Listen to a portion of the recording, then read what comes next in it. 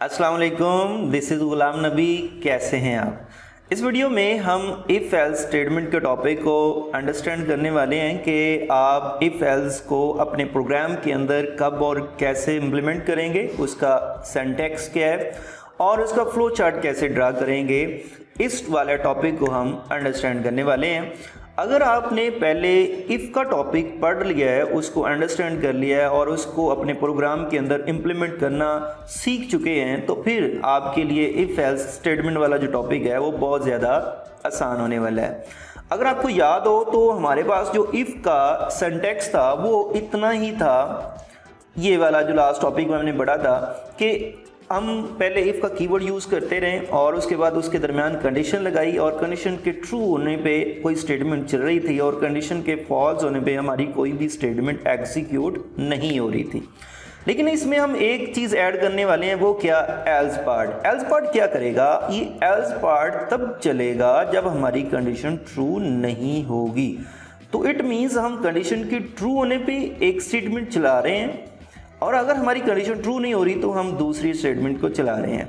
इसको हम एक रियल लाइफ एग्जांपल से पहले अंडरस्टैंड करते हैं। मसलन मैं एक स्टूडेंट को जो है वो बुक शॉप पे भेजता हूँ और उसे कहता हूँ कि आपने रेड बॉल पेन जो है बुक शॉप वाले से लेके आनी है, और अगर बुक शॉप से रेड बॉल पेन ना मिले तो आपने ब्लू बॉल पेन जो है वो लेके आनी है। तो स्टूडेंट बुक शॉप पे जाएगा, उससे पहले पूछेगा, मतलब वो एक तरह से कंडीशन होगी, उससे पूछेगा कि क्या आपके पास रेड बॉल पेन है। अगर तो वो कहता है yes, it means condition true. अगर वो कहता है कि यस मेरे पास रेड बॉल पेन है, तो वो रेड बॉल पेन जो है वो लेके आ जाएगा स्टूडेंट, मतलब ये हमारी स्टेटमेंट चल रही है। और अगर वो कहता है कि मेरे पास रेड बॉल पेन नहीं है, तो इट मीन्स कंडीशन फॉल्स हो रही है, तो फिर वो उसे कहेगा आप ब्लू बॉल पेन जो है वो मुझे दे दो, तो ब्लू बॉल पेन जो है वो स्टूडेंट लेके आ जाएगा। तो ये एक रियल लाइफ एग्जाम्पल की मदद से हमने थोड़ा सा इसको अंडरस्टैंड किया। अब हम जो है टर्बो सी के अंदर एक प्रोग्राम जो है उसको राइट करके उसमें इफ एल्स को इम्प्लीमेंट करके देखते हैं और फिर इसकी डेफिनेशन, सिंटैक्स और फ्लो चार्ट को अंडरस्टैंड करेंगे।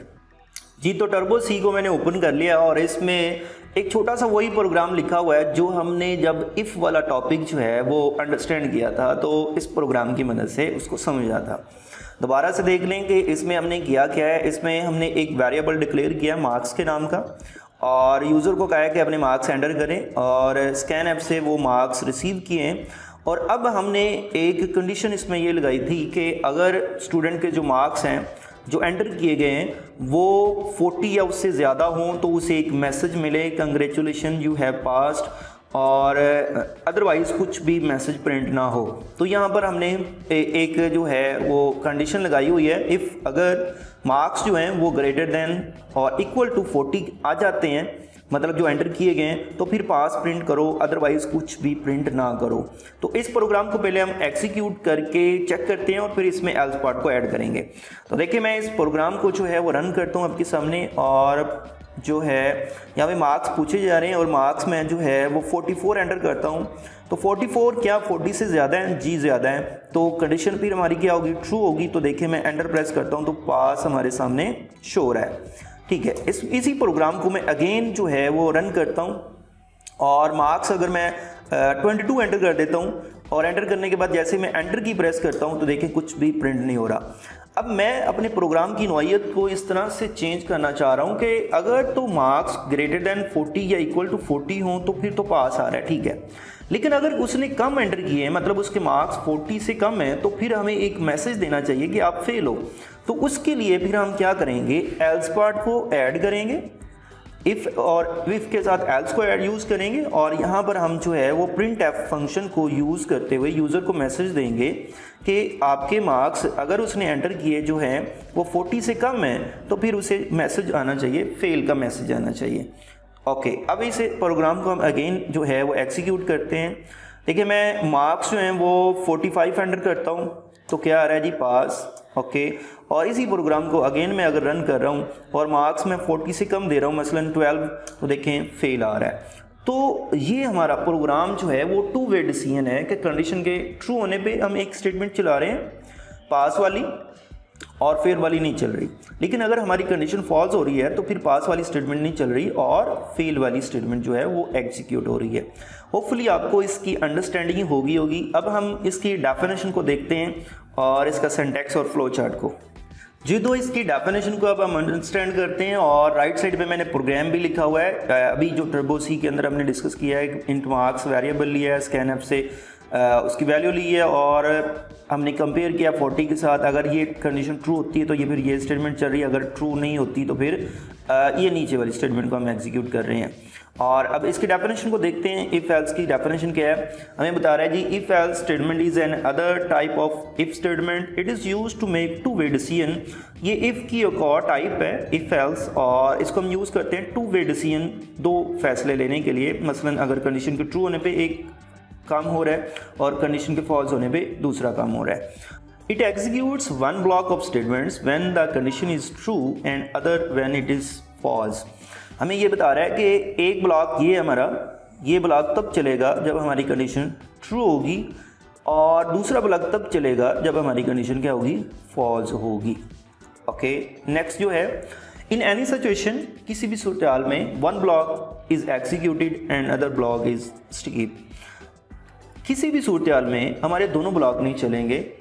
मसलन हमारा एक ब्लॉक चलेगा और एक स्किप होगा। क्या मतलब कि अगर हमारी कंडीशन ट्रू होती है तो फिर ये ब्लॉक चलेगा और ये ब्लॉक स्किप हो जाएगा, और अगर हमारी कंडीशन फॉल्स हो जाती है तो फिर ये ब्लॉक स्किप हो जाएगा और ये वाला ब्लॉक एग्जीक्यूट होगा। तो इसी को नीचे लिखा हुआ है, both block of statements can never be executed. दोनों ब्लॉक कभी भी एग्जीक्यूट नहीं होंगे। And both blocks of statements can never be skip, और दोनों कभी भी स्किप नहीं होंगे, एक लाजमी चलेगा। नेक्स्ट है हमारे पास सिंटैक्स इसका। तो वेरी सिंपल है, पहले हम इफ़ का कीवर्ड यूज़ करते हैं, पैरेंथेसिस में कंडीशन लगाते हैं, नीचे स्टेटमेंट लिखते हैं जो चलनी है कंडीशन के ट्रू होने पे, और एल्स का कीवर्ड यूज़ करते हैं और नीचे वो स्टेटमेंट लिखते हैं जो कंडीशन के फॉल्स होने पे हमने एग्जीक्यूट करवानी है।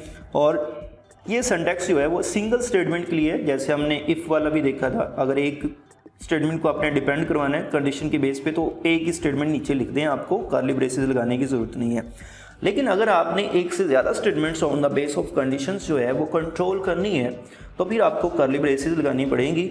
और उसका सिंटैक्स हमारे पास इस तरह से है, सिंपल सा, कि आप जो है पहले इफ़ का कीवर्ड यूज़ करें, कंडीशन लगाएं, और एक से ज़्यादा स्टेटमेंट्स को इस कंडीशन की बेस पे आपने कंट्रोल करना है तो फिर उन स्टेटमेंट्स को आप कर्ली ब्रेसेस के अंदर लिख दें इस तरह से।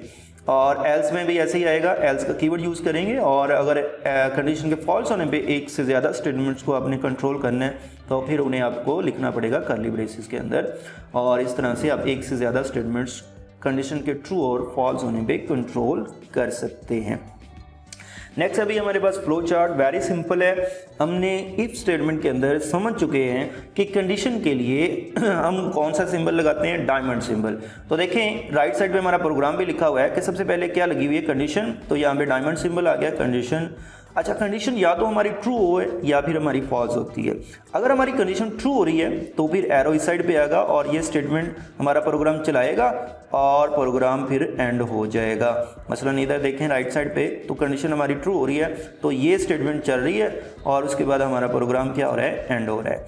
लेकिन अगर हमारी स्टेटमेंट कंडीशन ट्रू नहीं होती तो फिर ये स्टेटमेंट नहीं चलेगी, फिर हमारी फॉल्स वाली स्टेटमेंट चलेगी, मतलब एल्स वाली, और ये स्टेटमेंट चलेगी और हमारा प्रोग्राम एंड हो जाएगा। तो राइट साइड पे प्रोग्राम भी हमारा यही है, और कंडीशन ट्रू है तो ये स्टेटमेंट चल रही है, अगर कंडीशन ट्रू नहीं है तो फिर एल्स वाली दूसरी स्टेटमेंट चल रही है और फिर हमारा प्रोग्राम एंड हो रहा है। तो इस तरह से वेरी सिंपल आप इफ एल्स स्टेटमेंट का जो फ्लो चार्ट है वो ड्रा कर सकते हैं कि पहले कंडीशन लगाएं और उससे दो एरो निकाल लें, एक ट्रू के लिए एक फॉल्स के लिए। ट्रू के सामने भी आप एक स्टेटमेंट लिख दें, फॉल्स के सामने भी एक स्टेटमेंट लिख दें। ट्रू होने पे आपकी ट्रू वाली स्टेटमेंट चलेगी और प्रोग्राम ख़त्म हो जाएगा, फॉल्स होने पे आपकी फॉल्स वाली स्टेटमेंट चलेगी और प्रोग्राम एंड हो जाएगा। तो ये एक छोटा सा हमारा टॉपिक था कि इफ एल्स स्टेटमेंट क्या है, उसका फ्लो चार्ट, उसका सिंटैक्स और उसकी वर्किंग। होपफुली आपको इसकी समझ आई होगी। थैंक यू, अल्लाह हाफिज़।